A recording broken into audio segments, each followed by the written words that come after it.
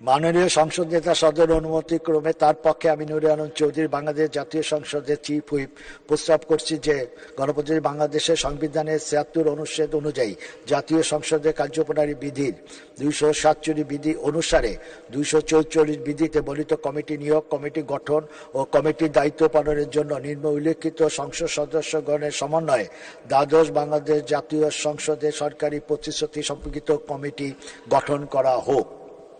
জনাব মহিবুর রহমান মানিক ২২৮ সুনামগঞ্জ ৫ সভাপতি। জনাব মোহাম্মদ মুজিবুর হক ২৫৯ কুমিল্লা ১১ সদস্য। জনাব রফিকুল ইসলাম ২৬৪ চাঁদপুর ৫ সদস্য।